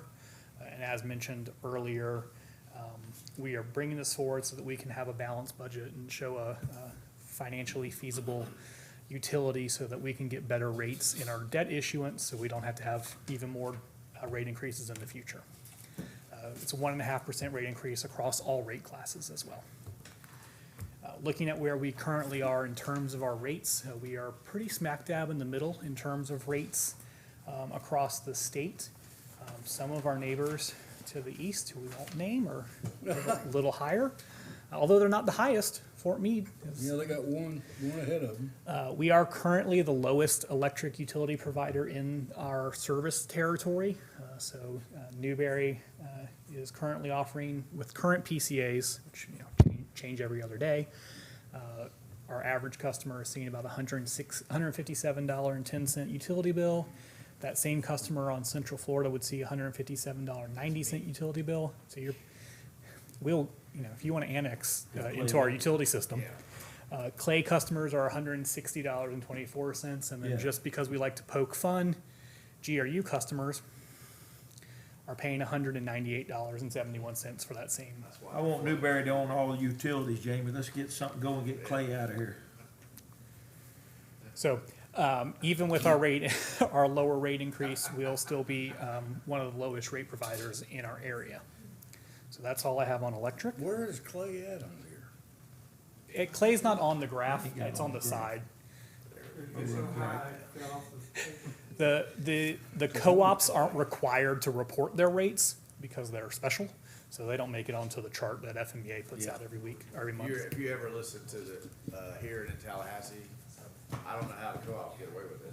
These guys. They do what they wanna do, it's kinda weird. Yeah, and they're, Clay's about. we need to hire their lobbyists. Alachua have made some really good power purchase deals and got really, really good rates. However, Alachua also hasn't adjusted their their bulk power costs, their PCA, this year to account for natural gas prices. So I believe that they're artificially low. They're probably using down their rate stabilization fund like we were.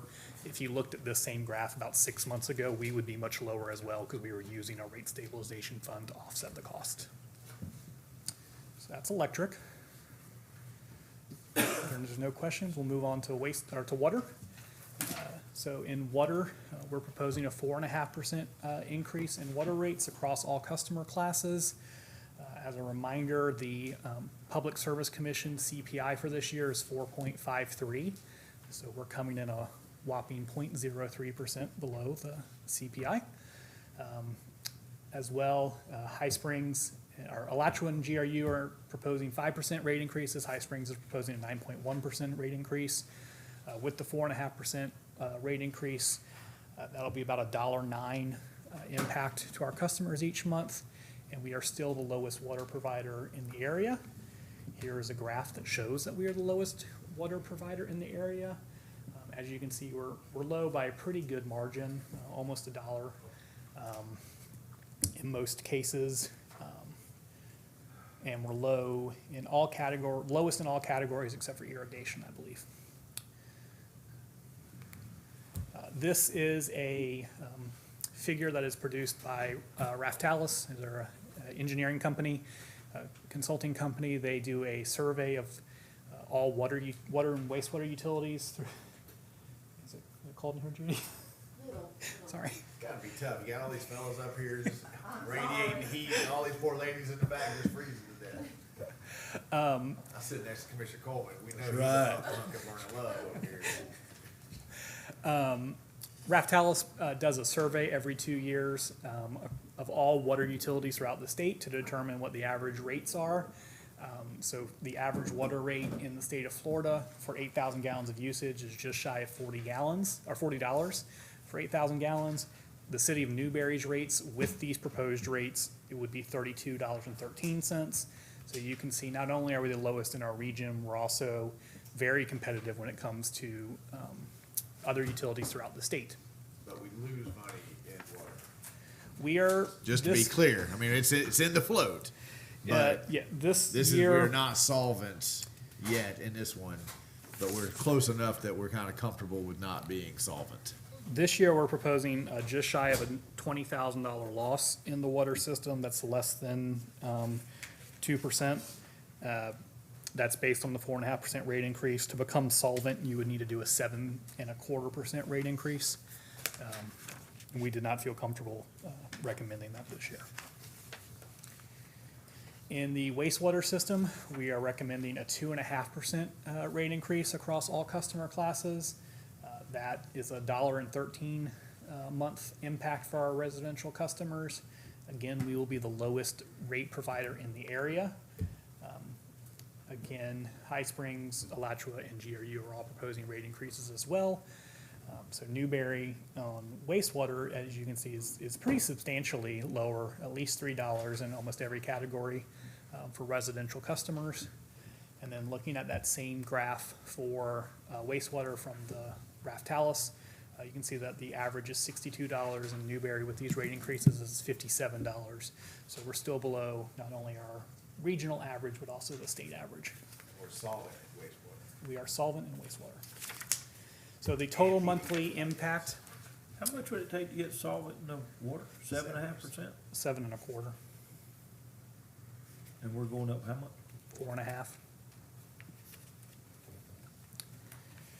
4.5. Your total monthly residential impact from electric, water, and wastewater is about $3.77 a month for your average customer.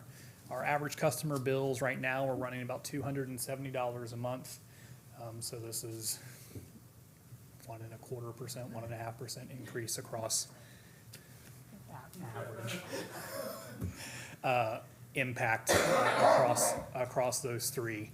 Utilities, as a reminder, we have no increase in solid waste this year, and we are proposing a property tax decrease.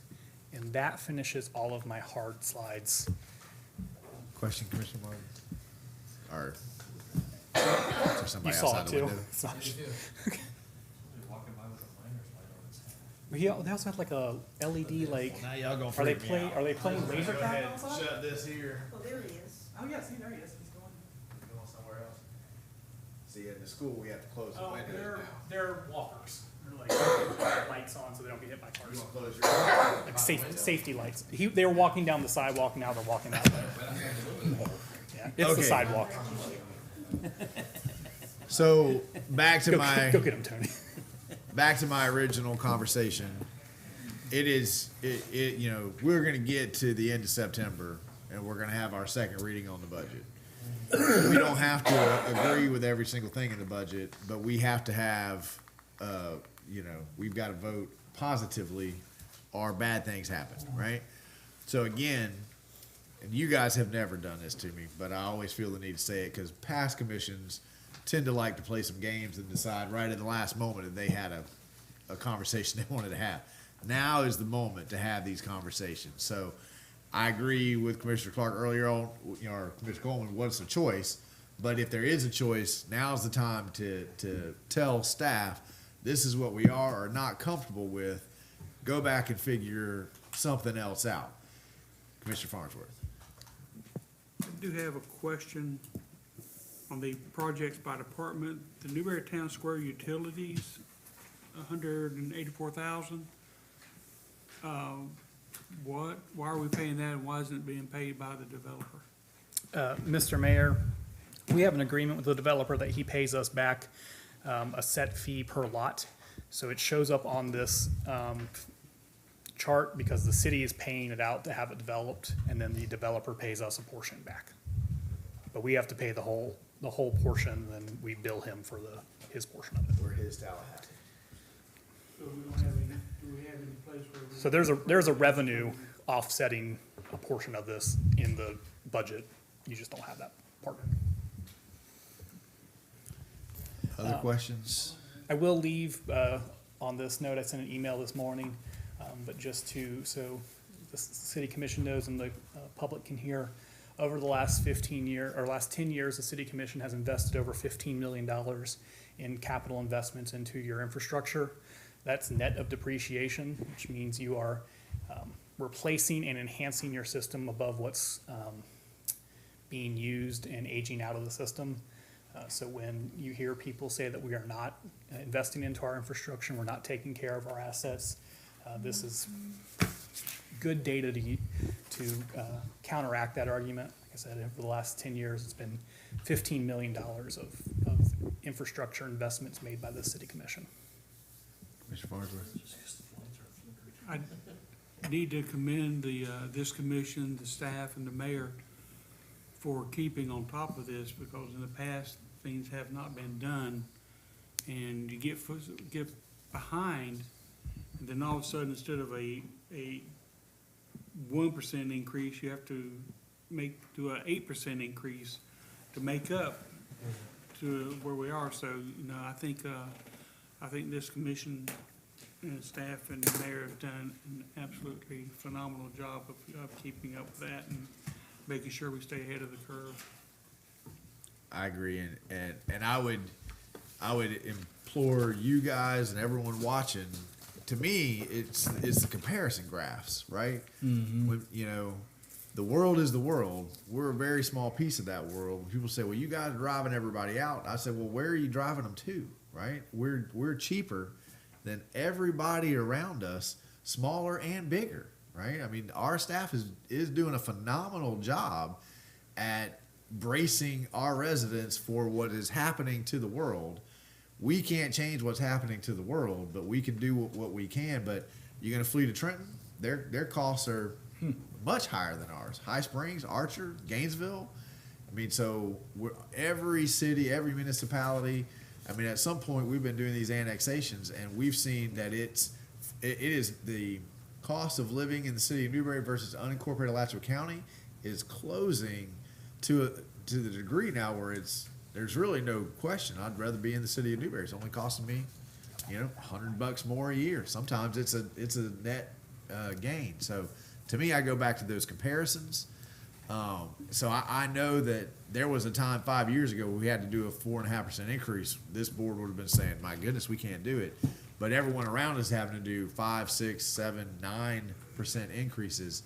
So it's relative to what everyone else is able to do with the storms that we're all caught up in right now. So I could go and defend these numbers to a resident and say I'm not happy about it either. But we're talking about $3.77 to the average budget. We are balancing it out with making sure that the people who are coming to us are paying their fair share as well. We are, we're getting our water connection fees. We're looking at impact fees. We're making sure that the pain that we're all feeling and the stress we're all feeling is as balanced and fair as we can possibly get it. But again, now's the time. We're low on our impact fees, comparable. Yeah. Commissioner Martin? Yeah, I understand what you're saying, and sometimes our burden and our cross to bear is knowledge and knowing what's going on, not only in our little corner of the world, but what's going on everywhere else. It's difficult to qualify because this is stressful to me. It really is, and it's hard to qualify or quantify that to a resident, at the register over at Dairy Queen or in line over at Hitchcock's, because it's a pretty doggone involved conversation. I think the trust that we have within the residents, within the community, I think helps ease them. And they get a shock factor when they open up the bill, and we all get that shock factor when we open up the bill. But, almost the only thing that I feel like I can even say is I am trying to minimize the damage that you have, or that you could have, and they can't, write a check or they can't get a credit on that because they don't live in Trenton. They don't, they can't write a bill against that savings or that benefit. The only thing, sometimes I do find myself wondering whether or not it's even worth growing because of all the numbers that they're talking about. I'm not always completely satisfied that the entire burden is being borne by the person that's moving in here though either. And that's, I think, where sometimes I struggle mentally. Thank you. Other, I was on this FY '23, we're balanced this year, right? We're balanced as far as once we adopt the rates and the things you proposed, we're balanced. What's the 5.8 again for? 5.8 million? Is that actually paid for this year, or is that something else? The 5.8 in the wastewater, that is the next phase, the planning phase of the wastewater treatment facility. So that's where we'll get some of that That's other the money, and SRF that loan. ain't in our and budget. It is. That's in our budget? Well, it's in our budget because I have to have the budget to pay for it, but there's a revenue that offsets it. That's the Okay. loan. But to answer your original question, the water department is not balanced. It has a small loss. All other budgets are balanced. But all in all, the overall budget, we're in good. and generally what happens in this standing. process is if it's, I want to change this, okay, what do we What do have we to take or change give? to get it back balanced? If we have to make this come down over the course of 12 months. And Mr. Mayor, as the commission's aware, when we don't balance in the utility funds, it means it's just depreciation dollars we don't put away for future projects. So Kicking we, the can. Yeah, we don't want to kick the can, I got that, but I just want to make sure that we're doing our due diligence to, keep the norm and not, we are the people with the taxpayers' money, and you do hear about it. Well, I would like to commend the commission as well. This is the first utility that I worked at in my 30-year career that fully depreciated its assets to have money to do renewal and replacement. My last employer, when I started there, had not incrementally adjusted water or wastewater rates in 18 years, and we had to make a 75% increase to get solvent. Oh, Lord. And I'm not trying to blow smoke up y'all's skirts right now either, but all of that happened is everything. Everything's going on in the world, and you guys are managing it. I like the way Commissioner Barr said, we're trying to minimize the damage, and we've also had to play catch up on a lot of these things, right? Our fire department, we've had to put, I don't even want to say how many millions of dollars we've had to put in that fire department because that was a can that got kicked for 30 years, right? And it's easy to say, no, I'm not going to pay for it and walk out the door, right? And then you feel good, and then you go home and say, well, I didn't want to raise your taxes. And then 10 years later, like, well, You just gotta look at your kids and tell them, yeah. here's the bill. I go to the fire department, there's a rock holding the door closed, at the fire, which wouldn't pass fire code, because we didn't invest in it, right? So we've had to play catch up.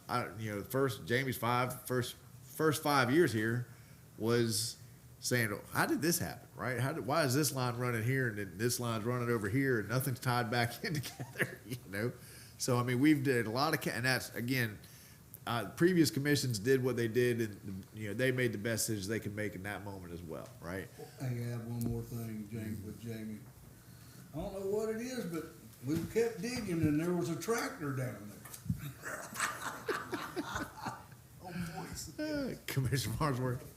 I was curious, do we have anything in the budget to finish that sign out in front of the fire department? It's like- I think so. It's just, I don't know why. Yes, that is in the current year's budget.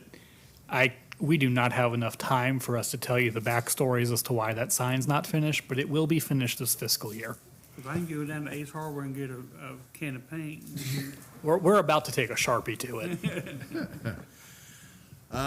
Okay, any other questions or comments up here? Public questions or comments? Come on down. The first thing is maybe an educational opportunity for y'all. In that today, I had a lovely luncheon at the Ivy House with 20-something ladies from the Garden Club. And the biggest topic of conversation was, isn't it interesting that we got all these new meters and our bills went up?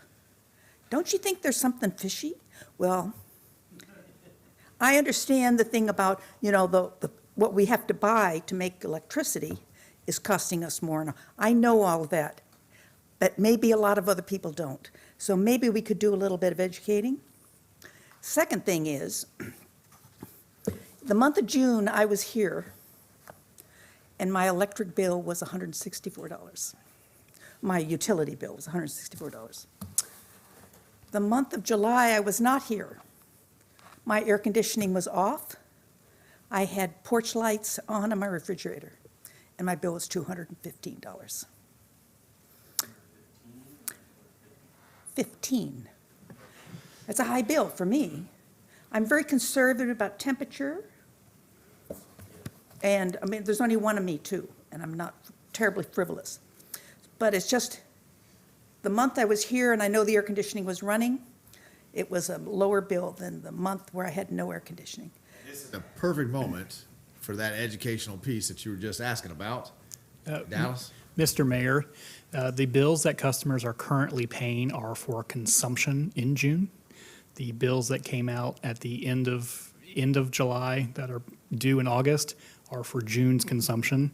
You have not been billed yet for your July consumption. You'll get that bill at the end of August. Okay, I feel much better. We bill a month behind. So it's a month past. So when I get a bill, this for right now, I just got a bill, it's not for the previous month, it's for the previous month. Correct. And 99% of the time that I have this exact conversation, and in the summertime, this always happens. If someone Well- calls me up, I wasn't even here last month. Well- And my bill, and it's. And especially you're 30 people who days run their behind. One of- thermostat at 72 degrees. One of the wonderful things we hope to accomplish with AMI is to close that billing gap so that the bill you get really is for last Well, month, because it is complicated for our customers. And I With know, the AMI, you'll be and do I able to have new see meters? it. Yeah, do I have new meters? I'm fairly certain you've got a new electric meter. I'll have to verify that your water meter's been changed. Yeah. Yeah.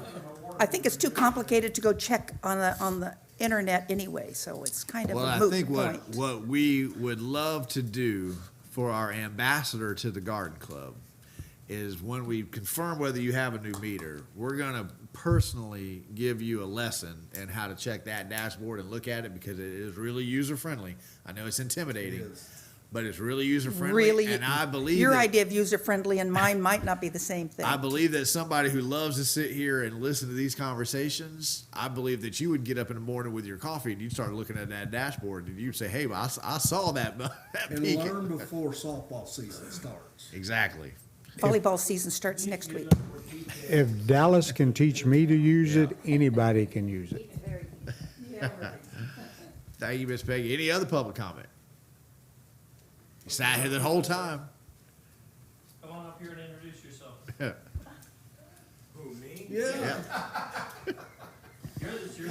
You're the other public. This is your husband? Yeah, we want to meet you. Welcome. Welcome. This is called hazing.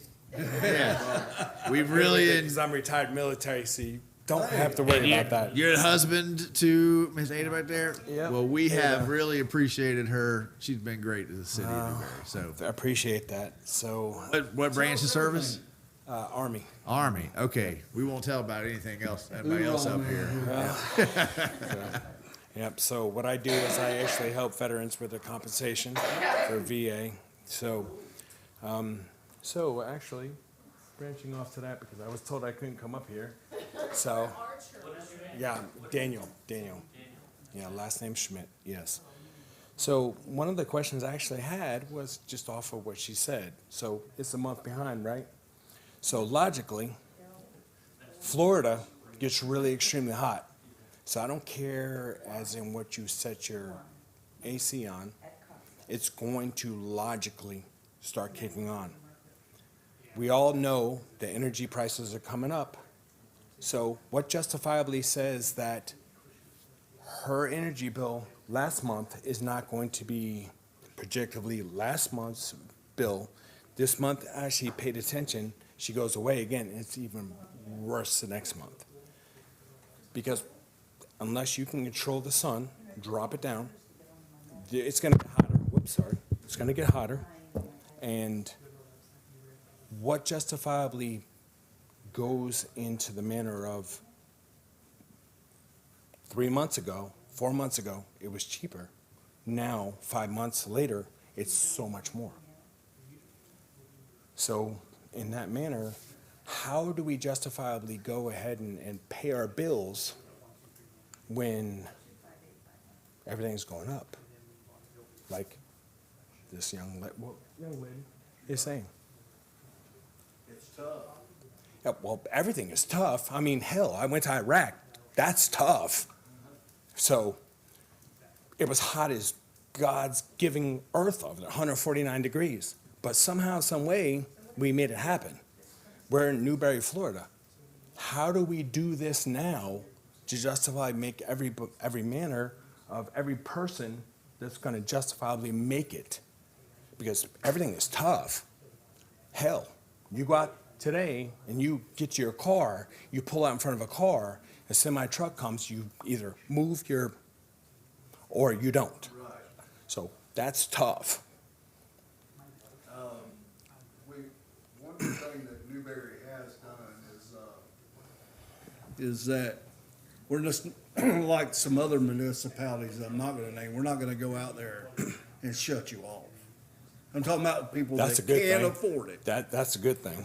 Something's happened there. We're gonna do everything possible to help, our customers, right? And I think that the idea behind the AMI, which is the advanced metering, is that it will, and there's a learning curve there, but it will empower the resident to be able to make those choices in a more flexible way with what else is going on in the world. So that now, in real time, so that I get laid off today, I can make choices that afternoon to help mitigate, my changing reality. So let me ask you this question. We have technology. I deal with it on a daily basis. Younger crowds, no problem. They can click it like that. Older crowds, pen and piece of paper. You stated you're going to get somebody to come out and teach her. Who are you going to send? see that guy that's right Right back there there talking teaching to her? That Are you guy gonna right teach there. everybody? And He's gonna teach we've already, I everybody? know you're just coming into this conversation, and we've been talking about this for about 4 years now. But we have specifically addressed that very thing. Like, okay, the younger crowd that's on their front end app, they're going to pick this up. It's going to be great. How do we get to our older residents? So we have a Newberry- lot of ideas about Got how to do video, that. we have We've given videos. classes. We've Yeah, been doing we have. classes. Given We've been classes doing right workshops. here, Yeah. Free classes to come look at it. But it's, I mean, I have the same thing. Schedule the classes at the same time as Right. a bunch of other activities. Oh, But yeah. I always say the same Softball. thing to, Softball, like Miss garden Peggy club, says, and the What? we're losing decorum here a little bit. But Yeah, no, it's no, kind of I- informal. yeah. You know, Miss Peggy says, Customer service staff has an iPad. hang on one second, Dallas. Yeah, no, I'm- Miss Peggy says, well, we got to do more education. I would love that. For 12 years, I have been saying we got to get more people involved. I have gone and walked door to door, knocking on doors, asking people to come to workshops. We put on workshops. Miss Peggy shows up, right? We're putting a digital sign out here so that we can try to advertise. We've got Facebook, Twitter, Instagram. We've got a website. We've got 5 elected officials. Restaurant. We've got restaurants that try to help us. And I go to other cities and I mean, it's all the same thing. Like we can do our part. I'm a teacher by day.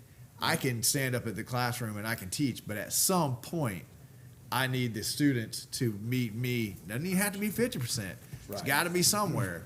Yeah, So yeah. we're in it together. So this board is doing everything that they can do, and I appreciate Miss Peggy saying it. So- But at some point, we need the rest of the garden club to come up here and do their part, right? So I appreciate it, and I don't want to cut you off. No, you're But good. You're we good. also want to get these guys out Yep. of here and your So- wife home. Yeah, no kidding. So what I would suggest is any individual that's actually trying to learn Yeah, and we'll, is older. if you reach out to is- us, we'll not come to even your that, house. Train them. Yeah. So those individuals can go train the older crowd because they're going to be more comfortable. Yeah. Some person that's 18 years old trying to come to me and shooting stuff think like, oh, I can do Yeah. this, and they're not gonna. That's but my if hope. Train this Miss young lady Peggy. right here. Miss actually Peggy gets trained, trains the rest of the garden she club. can, she can actually go train other Right. people, and they'll be more comfortable. And Yeah. on that note, gentlemen, Thank y'all. I can't believe you. Nice meeting you. Here. Yes. Oh, Dallas, you're sitting back there. Jamie, you got any comments? Madam Clerk, you got any comments? We'll go back this way. Commissioner None. Coleman, Commissioner Clark, Commissioner Farnsworth, Commissioner Martin. I do have two. They're related to this. I'll keep them quick.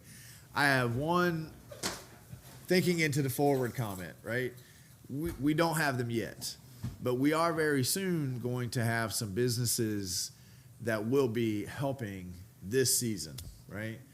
I would like us to think about, it's been a while since we've been able, we were on a 5-year track where we were cutting 5% every year, cutting the fat. We've worked really hard to get the residents here that we need in order to attract some of those big box businesses that will be really making an impact. I would like to spend some time, they haven't broke ground yet, I'd like to spend some time thinking about how we can begin to shift some of these rising costs onto the businesses that will be coming and then realize those savings on the residential side. So we have too many projects in the next, and I don't think they're going to end. These projects will be over. We'll add more projects. So I don't see us being able to do big, massive sweeping cuts because we really have cut it down to the bone and kind of built back slowly. But my dream has always been to shift that to where the businesses are carrying a little bit more of the weight and the residents are. Now, when nobody was building a business here, you couldn't do that because you had to attract the businesses. But I believe that we're going to be turning that page, turning that corner, and I'd like us to think about how we can, begin to ease some of that burden on the residents. Nothing has to be done tonight, but this is a good moment as we are any day now waiting to see some of these big businesses break ground to begin to start thinking about how we can do that. My second comment is I think we're at a point where we need in our budget season to have a night like tonight where we focus solely on our roads. We need to dust off the studies that Jamie has done where he has ranked all the roads, our roads, not other county roads or municipal roads, A, B, C, D. Do we go down to D or just A, B, C? Class 1, 2, and 3. Class 1, 2, and 3. So I think we're to the point, we have some policies that are sort of embedded in this budget. I'd like to just pull those out and think about it by itself so that we can think, what are the roads we're doing with the gas tax? What are we doing, with our, any monies that we come up, grant monies? What are the, I think the roads are more fluid. Obviously, it's about traffic on them, those kinds of things. But I think we're at that point. Once we have the impact fees to go to roads, I think we will probably have to have a night where we're thinking about roads because we'll have an impact fee that's directly associated with it. So I'm not necessarily saying it has to be this budget cycle, but I think by next year, we're going to need a night where we focus. And if you want to have a night this year, I'm fine with that. It'd just be an informational education. Here's where we're at. We've ranked our roads. Here's the map that shows you where our roads are and where county roads are. I know that gets fuzzy in my brain after a little while, just so that we can start to make sure that we're not making the same mistakes that we criticize some of our colleagues for making. I want to make sure that we are addressing those things on our end. Those are my two comments: commercial rates, roads workshop, and you guys can tell me offline if you want to try to do that now. Could we do that now without undue burden on staff, Jamie? I know we're in a kind of a strange situation. We're just to go along with that, I know the commission and the citizens have seen some of the traffic count devices all over the city, including out in the more rural road areas. That is to update that information and have it available for when the commission wants to discuss it. Okay. Commissioner Farnsworth. Whenever we're gonna discuss the zoning department and the regulations regarding them that's been put off for years. Are you talking about the rates? Or are you talking about the comp plan? The zoning, like the minimum lot size, sidewalks, roads. You're talking about comp plan changes. I guess, I don't know, the comprehensive LDRs. Well, you gotta change the comp plan, they're linked, so you gotta change one and then change the LDR so they align. We've been doing that piece by piece, and we can do it all at one time. It's $175,000 price tag to do the whole thing, and I think that's just the comp plan, and then to do the LDRs is a different. Mr. Mayor, the comp plan amendment is in your proposed general fund budget for next fiscal year. It's funded. At the full hundred. It's $50,000, I believe, for the So phase. that's not the whole thing then. That's not what Brian tells me. Well, what Brian thinks around. Yeah. The planning department is working on updates to the comp plan. We're required to update it this year, so we are working on it. And the commission will see updates to the comp plan in the next few months. The first part of it. It'll be a very long process to go through the whole thing. But remember, that's also, as the stopgap measure, that's where the development agreements come in. Because in the development agreements, everything that you guys have been telling staff that you want to change in the comp plan, we can agree in the developer's agreements ahead of time. You say, now we have a negotiation. So the development's agreement means that the development that is happening in line with the feedback that the commission is giving. It's just not in the comp plan immediately. And I believe maybe the number has reduced because we've been changing elements of the comp plan periodically. Yes, We sir. do like a little And piece here, and a little piece there each year. part of what the commission just did with the strategic plan helps with the comp plan. Strategic planning is a part of the comp plan amendment, so we paid for that with USF. The corridor study the commission just completed also plays into that. A year or two ago, you'd updated your LDR portions of it, so you have been chiseling away at little bits and pieces of it for a couple of years, just maybe not realizing they were all part of the comp plan. So things like requiring the developer to develop a certain amount of commercial property as he develops the residential property, is that in? That's not in the comp plan Is that yet. through the comp plan, or is that in just? That's tied more to the zoning application or the potential use that he's requested. But we don't have anything in writing saying specifically that You, if a developer comes in and does 25% residential, then he needs to do 25% commercial before he continues to do the residential. when he applies for zoning, there's different zoning categories. Some require commercial, some don't. If he applies for a particular type zoning that requires a percent commercial, yes. If he applies for something that's residential only, that's a different zoning category. Naturally, that goes through the planning and zoning board and ultimately to this body to approve or disapprove. Not in the comp plan, is in the developer's agreement. Or it will be now that we have that idea on these two down here. Not every zone requires that mixed use stuff. Right, but some of the bigger ones that are coming in, But we've established at this point that nobody is getting through P&Z or you guys until the developer's agreement is in front of us, so that we can address all of those kinds of questions. So one of the reasons why, I can't remember, the last SAP application got pulled was because the developer's agreement, it hasn't been finalized, right? That is correct, Mr. Mayor. All right. Any other questions, comments? We are adjourned.